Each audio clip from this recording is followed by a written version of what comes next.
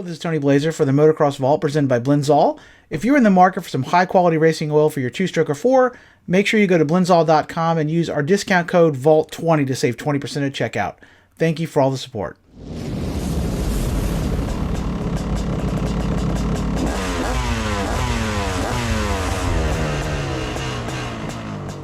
Hello and welcome back to the Motocross Vault. My name is Tony Blazer, and what this video is going to cover is a look back at Kawasaki's all-new KX250 for 2003. Now, Kawasaki, they've had some ups and downs in the 250 class. When they first came out with the KX in the early 70s, it was a pretty mediocre design. Most of the magazines pretty much panned it. And then they started getting a little better in the 80s and really kind of came into their own in the late 90s. The late 90s is really probably the best era for Kawasaki's KX250. They were winning shootouts, winning national and supercross titles even in with Jeff Emig. Really a great era for Kawasaki. But then as the decade went on, they started to lose a little ground, and then by the early 2000s, they had kind of started to fall behind the competition. Ricky Carmichael had moved to Honda, and some people had said some of that was due to the fact that he didn't feel Kawasaki was innovating as much as they should have been. I don't know how much of that was true. Could have been certainly the fact that Honda was willing to pay him a lot of money.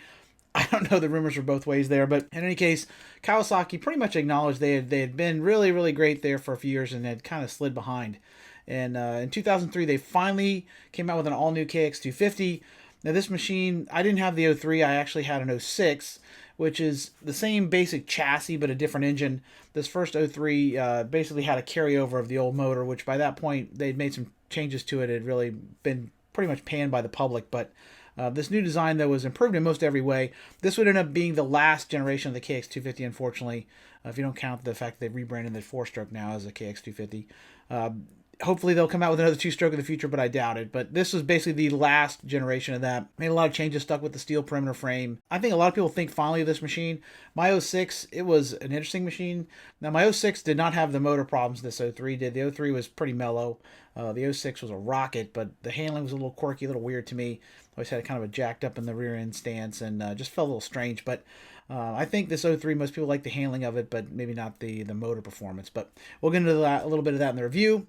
If you'd like to check out some of the other stuff I've done on the channel, I've done a classic review of all the CR250s, basically a rundown of how they changed year over year over the last, 50 years of its run from 1973 through 2007. I did a similar review of the CR80, the KDX 175/200.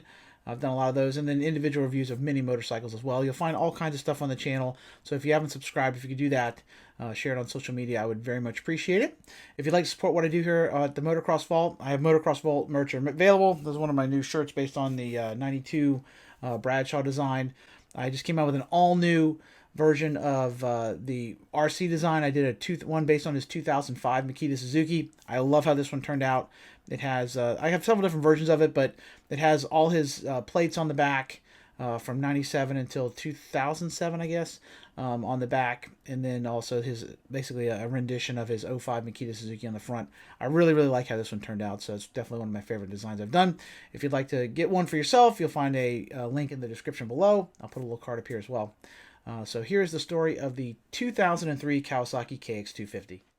As I said in the intro, the mid to late 90s were a great time to be riding green in the 250 class.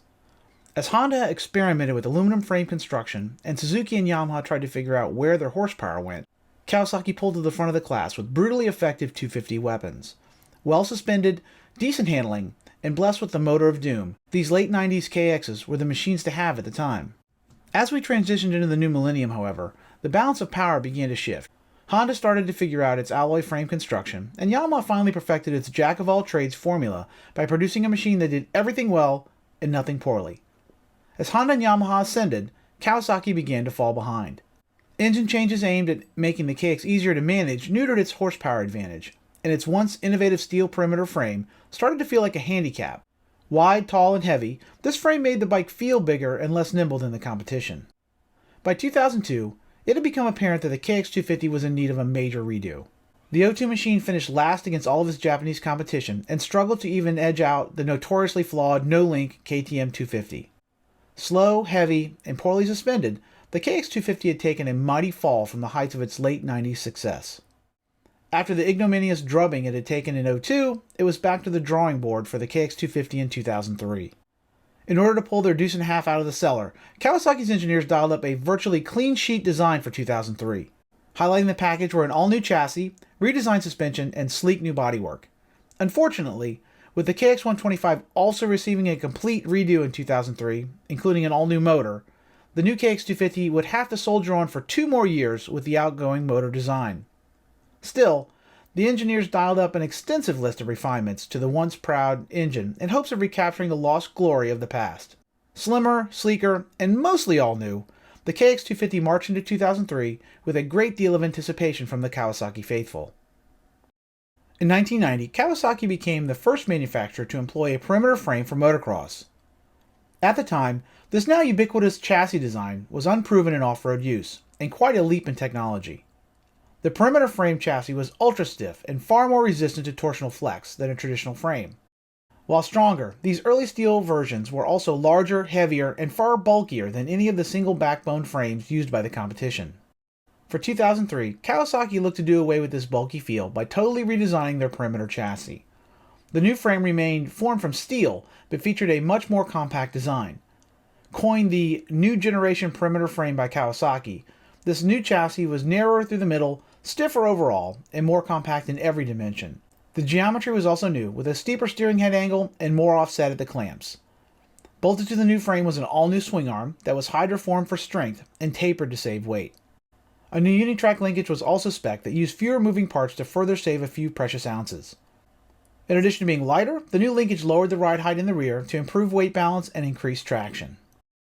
In addition to the new frame and linkage, new hubs were bolted on that were lighter and stronger, while featuring a larger axle in the rear for improved handling. The rear rotor was also increased in diameter by 20 mm to improve braking power. To offset any weight gain, the rotor was decreased in thickness and a new integrated rear master cylinder was employed that simplified packaging and saved a few additional ounces. Even the shock spring was redesigned for 2003 to save weight, with a new coil saving 300 grams over 2002. Overall, all the weight-saving steps added up to a full 4 pounds being shed off the outgoing KX250. On the suspension end of things, the new KX featured a step back in technology both front and rear. In 1999, Kawasaki had been the first manufacturer to introduce a separate control for both high and low speed compression damping on the rear shock. This gave riders an added level of control, but also led to many racers getting lost in the weeds of suspension setup. For 2003, Kawasaki simplified things by ditching the high-speed selector and going back to a single compression adjustment. As in previous years, a single adjuster for rebound damping remained. Up front, Kawasaki once again took a step back in time by ditching the bladder-style forks it had employed in 2000 in favor of a more old-fashioned, but more proven, bumper-style mid-valve fork. This fork was currently in use by the YZ250. The sliders remained 48 mm in size and featured adjustments for both compression and rebound damping. On the motor front, the KX250 had to make do with minor refinements for 2003. The lower cases and overall layout were unchanged, but Kawasaki did make several updates aimed at beefing up its anemic output. Internally, Kawasaki revised the porting, lowered the compression, and retimed the Kawasaki integrated power valve system to open 500 RPM sooner. The crank was also lightened for a quicker response, and a new set of bearings were installed to improve reliability. In the transmission, a new ratchet-style shift mechanism looked to smooth out engagement, and a new set of gears widened the gap between second and third gear. Finishing off the motor package were a pair of larger radiators, a new ignition, and a redesigned exhaust system. On the track, all of these motor enhancements added up to an improved power package. Low end response was substantially improved over 2002, with the KX snapping to attention at the slightest crack of throttle.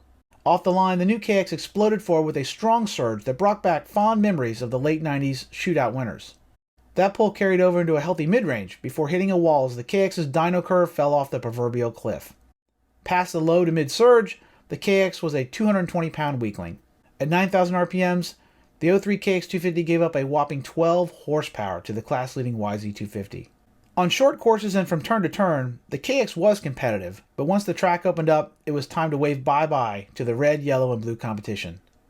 All three offered substantially more top-end power and could easily pull the KX in a high-speed section.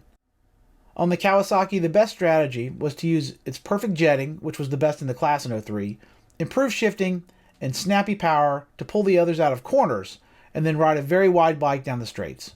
Overall, it was much more competitive than the anemic 02 mil, but it was still not up to running with the best machines in the class. For slower riders, it was an excellent motor, But if you're in the intermediate or pro class, you're going to probably want some pretty substantial motor mods in 2003. While the motor turned out to be a bit of a disappointment, the rest of the 03 KX package proved to be a substantial improvement in performance. The new chassis was much narrower and less top-heavy feeling than past Kawasaki efforts. Turning was substantially improved, and the KX felt much lighter than its 4-pound weight savings would have implied. Instead of looking for a berm to bank off of, the 03 KX pilots could actually go to the inside and have a decent shot at pulling off a pass. It was still not going to cut under an RM250, but at least it was no longer a big green locomotive in the turns. Unfortunately, the flip side of this newfound turning prowess was a bit of headshake at speed. It was not going to make you pull out your St. Christopher medal like an early 90s Honda, but there was a bit more pucker factor at speed than traditional Kawasaki enthusiasts expected. The new chassis was also a bit cramped for those over 6 feet tall. If you were not built like Bubba or Ricky, then a taller seat and reversing the bar mounts was probably a good idea. On the suspension front, the action was much improved both front and rear. The new 48mm Kayaba bumper forks proved far plusher than the harsh 2002 bladder-equipped units had been. They were super comfy on small chop and good at handling medium-sized hits. With the stock springs installed, they were too soft for stew-sized leaps, but with an upgrade in springs, they were in the ballpark for most mere mortals. Out back, the new simpler shock provided a similarly plush feel. It was excellent in slow sections and great at braking bumps and moderate-sized whoops. It was far too soft, though, for major aerial maneuvers. The bottoming feel was good front and rear, and you didn't get any jarring metal-to-metal clanks when the travel was used up, but the black marks on the bottom of the fenders were sure to indicate the stock suspension's limitations. In the detailing department, the KX250 improved in many areas for 2003. The new bodywork was liked by everyone under 6 feet tall, and the graphics were good-looking and the longest wearing units of any of the Japanese machines. The new clamps offered easier access to pinch bolts, and a set of handy eccentric mounts could be used to reverse and customize the ergonomics. The stock pipe also came covered in a gray coating that looked cool and wore far better than traditional paint. While not the best combo in the class, the new clutch and transmission on the 03 KX were also big improvements over past efforts. Overall, the 2003 Kawasaki KX250 proved to be a major step forward in most ways over the machine it replaced. It was lighter, snappier, and better handling. The 03 KX offered a smooth ride and a pleasant power band to those not looking for the fastest or most hardcore ride in the class. For those looking to be the next Ezra or Stu, major mods would need to be budgeted to bring the motor and suspension up to their level. But for the average Joe, the 03 KX was a solid machine with a lot of potential. So there you have it. That's the story of the 2003 Kawasaki KX250, a machine that was improved in many ways. Certainly a step forward for Kawasaki over the very lackluster 02.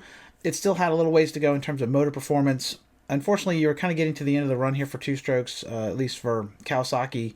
They would really never make any major renovation to this chassis. The engine, I think they got a new engine maybe in 05. I'm trying to remember what year it was, but they did come out with a newer engine that was much more powerful. As I said, I had the 06, and it was a rocket. The engine was not the problem with that motor. With that motorcycle. The suspension and the handling I thought was a little weird, but a lot of people like these bikes. Obviously they're prized now because it was the last generation of the Kawasaki's KX250.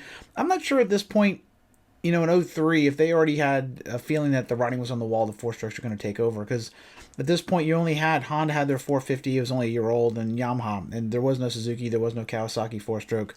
So you would think the 250 was still kind of the bread and butter of their thing. Everybody was still racing them in Supercross, but unfortunately the worm turned very quickly. Once the 250F really became more commonplace and everybody had a 450, within a few years the 250 two-stroke was pretty much only in memory, other than maybe off-road use. Thankfully, Yamaha and KTM, Husqvarna have continued to produce them. I wish Kawasaki and Suzuki would come out with these. I think they would sell like crazy if they did, but I don't know, for whatever reasons, they don't seem to think there's any market for it, which is peculiar to me. But in any case, if you like this sort of thing, if you could subscribe, share it on social media, tell your friends, like it, all the normal stuff, I would very much appreciate it. If you want to support the channel, again, Motocross Vault merch available in my Teespring store, and the link is in the description below. Thank you for all the support, and until we meet again, this is Tony Blazer for the Motocross Vault. Keep the rubber side down. Peace.